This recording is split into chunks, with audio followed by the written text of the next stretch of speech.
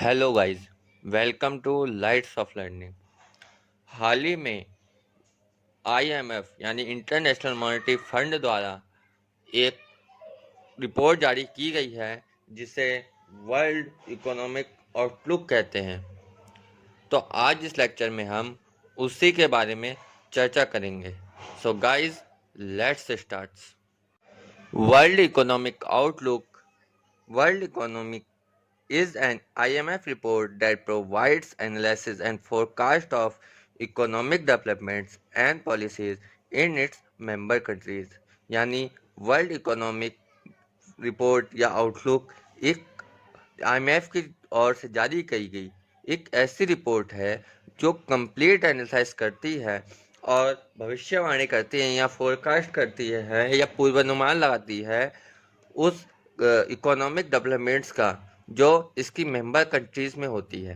यानी सरल शब्दों में कहें तो वर्ल्ड इकोनॉमिक आउटलुक किसी भी सदस्य देश की जो इकोनॉमिक डेवलपमेंट्स है उसका पूर्वानुमान लगाती है। The report encapsulates state of global economy and highlight risk and uncertainty that threaten growth। यानी यह जो रिपोर्ट है वो हाईलाइट करती है उन जोखिमों का या उन अनिश्चितताओं का जो ग्रोथ के लिए व्यवधान होते हैं या रुकावटें होती हैं उसको हाईलाइट करती है, उन रिस्क को हाईलाइट करती है या उन अनिश्चितताओं को हाईलाइट करती है। Now we come to our main point which is highlighted point of quarter 1 World Economic Outlook. According to World Economic Outlook, global economy will shrink. The rate of shrinking globally will be 3%. IMF predicts it will be when pandemic will end quarter 1 and next year it will rise in global economy by 5.8%। यानी जो वैश्विक अर्थव्यवस्था है वो quarter 1 में 3% की रफ्तार से घटेगी और अगर यह जो महामारी है यदि यह क्वार्टर 1 में समाप्त हो जाती है तो अगले साल जो वैश्विक अर्थव्यवस्था है वो 5.8% की दर से विकास करेगी। Now we come to second highlighted point which is the advanced economy will shrink 6.1% in first half due to this pandemic, and other emerging markets and developing markets will shrink by the rate of 1%. And if all going west way, advanced economy will develop with 4.5% and emerging markets will grow with the rate of 6.6%। यानी इस महामारी के कारण जो advance economy है जैसे USA, Canada या Europe, इनकी जो ओवरऑल मार्केट्स है वो 6.1% की दर से सिकुड़ेंगी, जबकि जो इमर्जिंग मार्केट्स हैं जैसे मिडल ईस्ट, भारत, चाइना, इनकी जो इकॉनमी है ओवरऑल इकॉनमी वो 1% की रफ्तार से सिकुड़ेंगी। लेकिन यदि सब कुछ सही रहता है, इस क्वार्टर में यह महामारी ख़त्म हो जाती है तो अगले साल जो डेवलप्ड इकॉनमी है, जो एडवांस इकॉनमी है, वो 4.5% की रफ्तार से ग्रो करेंगी, जबकि जो इमर्जिंग मार्केट्स हैं, जो डेवलपिंग नेशंस हैं, उनकी जो मार्केट्स हैं वो अगले साल 6.6% की दर से विकास करेंगी। Now we come to latest world economic outlook developed countries.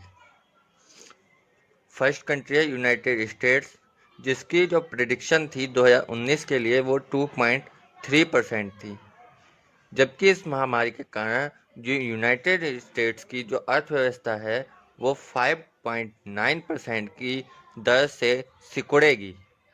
लेकिन यदि सब कुछ बेस्ट वे में गया तो 2021 में यूनाइटेड स्टेट्स की जो अर्थव्यवस्था है वो 4.7% की दर से बढ़ेगी। इसी तरह अन्य यूरोपीय देश जर्मनी की बात करते हैं जर्मनी का जो 2019 का प्रेडिक्शन था वो 0.6% का था, जबकि इस महामारी के कारण जर्मनी की जो अर्थव्यवस्था है वो 60.0% की दर से सिकुड़ेगी।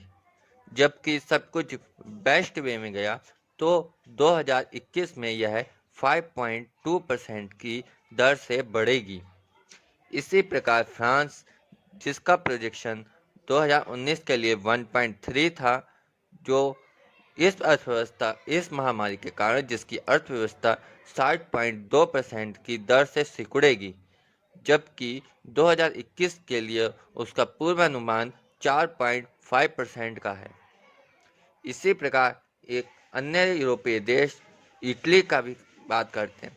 इटली का 2019 का प्रोजेक्शन 0.3% था। इटली इस वर्ष 9.1% की दर से अपनी अर्थव्यवस्था को खोएगा, जबकि यदि सब कुछ सही रहा तो अगले वर्ष इटली 4.8% की दर से विकास करेगा। इसी प्रकार स्पेन, जापान, यूनाइटेड किंगडम और अदर एडवांस इकोनॉमीज की प्रेडिक्शन 2020 में उनका प्रेडिक्शन और 2021 में उनकी ग्रोथ की संभावनाएं इस चार्ट में दर्शाई गई हैं। Now we come to developing nations. तो चाइना की 2019 में जो प्रेडिक्शन थी वो 6.1% की ग्रोथ थी, जबकि इस महामारी के कारण चीन की अर्थव्यवस्था केवल 1.2% की दर से ही बढ़ पाएगी। जबकि यदि यह कोरोना वायरस इस क्वार्टर में समाप्त हो जाता है तो चीन की अर्थव्यवस्था अगले साल 9.2% की दर से बढ़ेगी। इसी तरह इंडिया की बात करते हैं।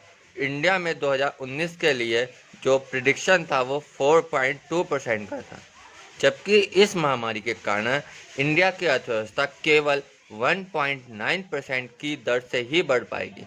जबकि 2020 में IMF का इंडिया के लिए अनुमान 7.4% का है।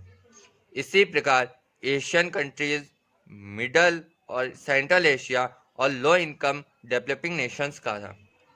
तो यदि आपसे कोई पूछे कि 2020 के लिए इंडिया का जो IMF का वर्ल्ड आउटलुक था उसके अनुसार इंडिया की डेवलपिंग परसेंट क्या है, तो वो 1.9% है। तो यह था आज का हमारा वीडियो।